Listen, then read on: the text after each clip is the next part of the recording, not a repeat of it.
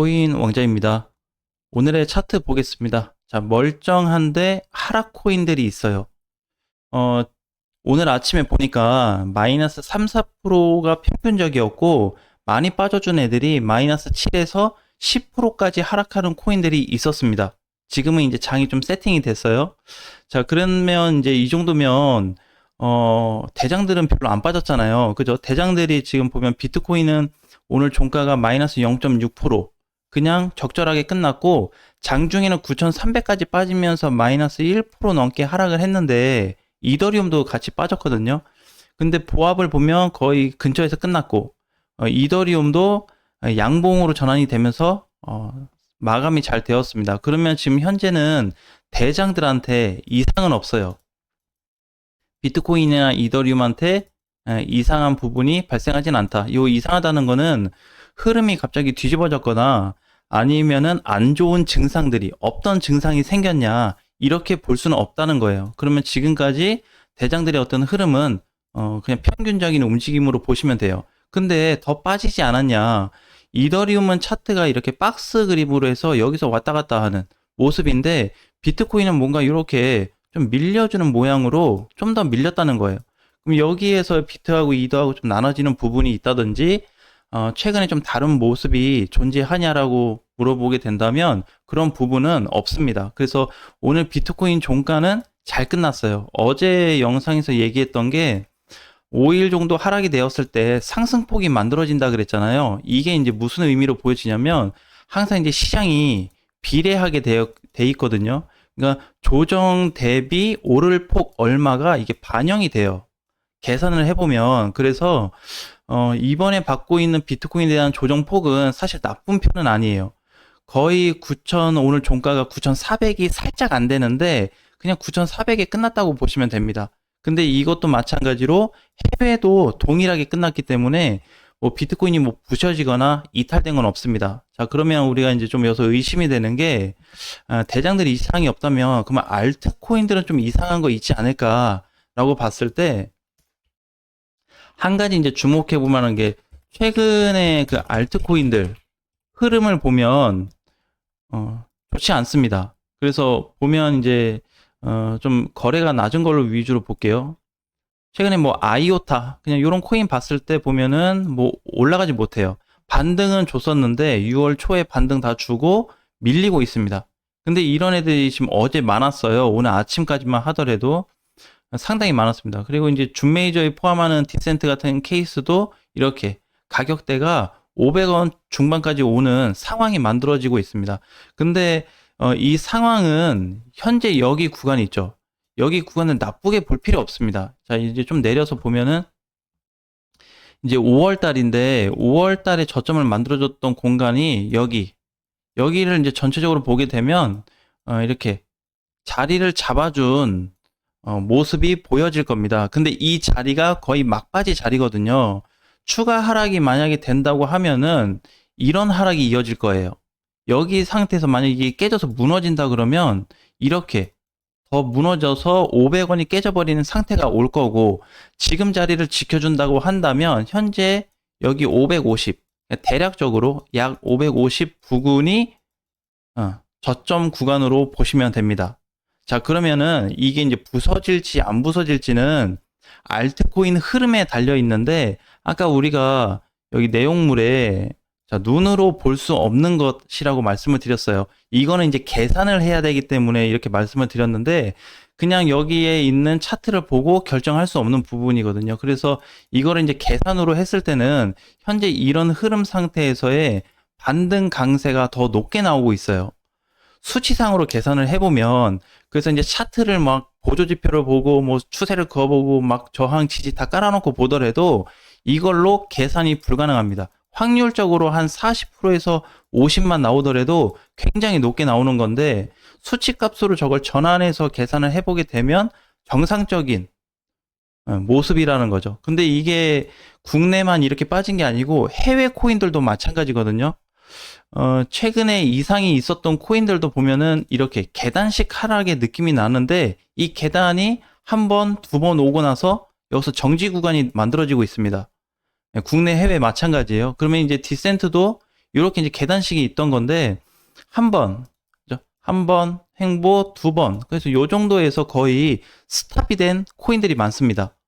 어제 코인들도 마찬가지고요. 그래서 뭐 예를 들어서 이번에 좀 잘 갔던 솔라 코인도 이렇게 많이 빠졌는데 얘도 평균적인 가격대에 대한 지지가 현재 자리에서 만들어지고 있습니다. 자, 그러면 이제 중요한 거는 알트코인 흐름은 거의 저점 구간을 강조하고 있습니다. 이걸 지금 강조해주고 있어요. 근데 우리 이제 여기서 한 가지만 딱 추려서 볼게요. 과거를 좀 돌아봐야 되는데, 물론 자꾸 자료를 가지고 과거 데이터를 보면 이해가 안 된다 이렇게 보시는 분들도 있는데, 그냥 그때의 과거 흐름하고 똑같이 보자는 게 아니고, 아, 이렇게 갔었던 모습이 있었다. 과거 시절에. 그때 경제적인 부분을 다 제외시키고, 요런 흐름이 좀 맞물려져 있었다. 자, 그걸 한번 따져보겠습니다. 자, 이거를 얘기를 한다고 해도 어차피 이거에 대해서 반문을 가지실 분들이 계실 거예요. 자, 그래도 그냥 상황 얘기니까, 자, 작년에 22년도 연말부터 좀 보겠습니다. 우리가 여기 하락했을 때 보게 되면, 시장에 대한 반등, 그죠? 상승, 이거를 굉장히 강조를 많이 했었어요. 거의 9월에서 10월 정도가 되었을 때, 비트코인, 앞으로 이제 시장이 살아날 거에 대한 강조를 연말까지 했습니다. 12월까지. 근데 여기서 이제 무슨 사태가 있었냐면, 장기 횡보 이후에, 여기 장기 횡보 이후에 한 번 더 눌리면서 거래소 파산 얘기가 나왔기 때문에 코인들이 다 주저앉았어요. 자, 그리고 나서 또 횡보가 이어졌거든요. 이런 상태에서 시장을 보면 멘탈이 안 깨질래야 안 깨질 수가 없습니다. 지금도 마찬가지예요. 지금도 코인들이 최근에 이렇게 막 2배, 3배 올라갔다가 다시 지자리로 내려오던가 이게 밀려서 깨지고 내려가는 흐름이 만들어지다 보니까 멘탈이 흔들리거나 여러 가지 이슈를 찾아보는 계기가 되는데, 이런 상황에서 뭐가 나왔었냐면 단 일주일 만에 4배 올라가는 코인들이 만들어졌습니다. 뒤집어진 거죠, 상황이. 그럼 이거는 이제 작년에서 그 전년도니까 그렇지. 그럼 최근에도 있었거든요. 언제가 있었죠? 10월 달에. 네, 올해 10월. 올해인데 이제 작년 10월이 되는 거죠. 작년 10월로 봤을 때 여기 작년 초 비트코인이 폭발적으로 상승을 전환을 해주면서 이런 알트코인들도 상승이 됐거든요. 근데 그 뒤에 다 빠졌잖아요. 빠지고 나서 다시 움직여준 게 10월이거든요. 10월부터 올해 3, 4월까지 올라간 폭을 보면 거의 2배에서 많게는 3배까지 올라간 코인들이 존재합니다. 그러면 지금 상태를 어떻게 봐야 되냐면, 비트코인은 이렇게 가고 있잖아요. 이렇게 올라가서 여기서 이렇게 흔들어대고 있잖아요. 이렇게 조정을 받고 있잖아요. 박스 라인에서. 근데 알트코인들은 지금 어때요? 계속 밑으로 깨고 내려가죠. 네, 부서지는 느낌이 나요. 똑같아요. 지금 보면은 이 당시에 알트코인들 부셔졌어요. 실질적으로. 이건 깨졌다라고 봐야 되는데, 이 당시에 비트코인 어땠을까요? 잘 버텼어요. 그냥 유지됐습니다. 횡보 상승, 횡보 상승 이렇게 올라갔거든요. 근데 얘는 10월부터 이렇게 가격이 잡히기 시작했잖아요. 물론 비트코인하고 작년 10월부터 같이 갔는데, 비트는 그래도 횡보 정도는 만들어줬다는 거예요. 그러면 어떻게? 비트 대장 입장에서는 유지를 시켜준 반면에 일부 알트코인들은 깨짐 현상이 발생했습니다. 그러면 우리가 이제 이런 거를 좀 보면, 꼭 뭐 과거다 이런 거를 떠나서 알트하고 비트에 대한 그 부분적인 거를 좀 따져서 보면은, 비트가 버텨줄 때 알트코인들은 바닥이었다라는 거를 인식을 좀 해볼 필요가 있어요. 횡보가 나왔을 때 알트코인들은 항상 바닥이었습니다. 왜? 같이 횡보를 안 해. 그러면 여기 이제 일자를 보게 되면, 얘는 이제 디센트럴랜드로 우리가 본 거잖아요, 그냥. 그러니까 3, 4월까지 올라갔고, 9월 달에 다시 지 자리를 다 깨고 내려왔습니다. 그죠? 그리고 나서 10월부터 다시 올라갔죠. 자, 비트코인으로 다시 가서 보면은 모양이 좀 많이 달라요. 그러니까 작년 위치로 좀 따졌을 때. 자, 이렇게 돼요. 그럼 작년에 보면 비트코인이 이제 버텨준 자리는 3월까지 올라간 다음에 3, 4월까지 가고 나서 큰 폭으로 알트처럼 박살이 났나요? 알트는 이때 이런 자리였어요. 박살 자리. 비트코인 버티고 있었죠. 지금도 똑같습니다. 지금도 똑같아요. 자, 그러면 이제 지금 자리에서 우리가 이때도 혹시라도 이제 박스권을 유지해 주다가 비트코인이 밑으로 박살났다 그러면 이거 알트코인들은 이미 선반영돼서 깨지는 흐름으로 보는 거고, 여기서 비트코인의 자리를 잡아줬다는 거는 하락 이후에 알트코인들은 급반등을 본다는 거였죠. 그러면 지금도 동일한데 두 가지 의미로 보는 거예요. 양쪽을 다 봐야 되니까. 상승에 대한 돌파 구조로 봤을 때는 다시 알트코인들이 어떻게 상승으로 단기간 안에 몇 배가 올라갈 수 있는 원래 그런 애들입니다. 마이너스 40% 50% 나면 사실 플러스 80%나 100%가 나야지 수익이 나든지 본전에 오게끔 돼 있거든요. 근데 우리 과거에 또 최근 걸로 뒤집어서 보면은 그런 흔적들이 남아 있잖아요. 자, 그래서 지금 자리도 넘어가 주면 비트코인하고 알트하고 다시 이제 과거처럼 이런 시세가 한번 나올 거고, 이 구간이 망가진다 그러면 같이 깨져서 내려갈 겁니다. 근데 지금 그런 거 잡혔어요? 현재 잡혔냐는 거죠. 안 잡혔어요. 없어요. 미리 겁먹지 말자 이거지. 예. 저도 마이너스가 팍팍팍 찍히고 있습니다. 그래도 그냥 들고 있어요. 왜? 대장이 유지해주고 있기 때문에 버티는 거지. 그래서 보면 여러분들이 그 시간 되실 때 한번 자료를 찾아보세요. 비트코인이 횡보했을 때는 알트코인들이 항상 저점에 거의 놀았어요. 그러면 어떻게 해줘야 되죠?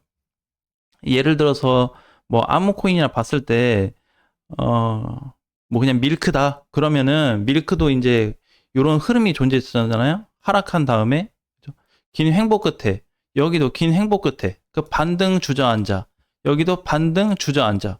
그러면 알트코인들의 매매법은 정해져 있습니다. 비트가 횡보가 나올 때 갖다 파는 거, 고점을 찍어줬을 때 갖다 파는 게 제일 정답이고, 비트가 밀리면 다 팔아야 돼요. 단순하게 보면 그렇게 요약을 해볼 수가 있습니다. 그래서 지금 시장이 이제 여러 가지 이제 기사들도 나오고 하는데, 단순히 뭐 몇 가지 보면서 뭐 코인들이 이렇게 많이 빠졌으니까 6월 달에 뭐 상패 시즌이다, 그냥 이렇게 지정을 해버리면, 그렇게 개념을 잡으신 분들은 시장을 떠나야 돼요. 맞잖아요. 상패 시즌에 뭐하러 투자를 하고 있어요? 자, 그렇지 않는다고 했을 때는 어떻게? 상패 시즌이 오더라도 올 때 올지언정 나는 그대로 지금 유지하겠다, 또는 오면 손절하겠다, 이런 마음으로 가져가는 게 조금 더 시장에 대해서 현명하지 않겠냐라는 거죠. 그러니까 당장은 비트코인이 뭐 하락을 하고 장중에 출렁거리고 뭐 지지선이 깨지고 막 이런 증상이 나타나더라도 아직 최종적으로 망가진 게 없다라는 게 시장의 키포인트입니다. 그럼 주저앉는 거는 그냥 준 메이저에서 알트코인들이 대부분 주저앉고 있고, 일부 메이저 코인들도 약세 전환이 되고 있어요. 약세만 전환이 되고 있는 거지 다 무너져서 주저앉지는 않았거든요.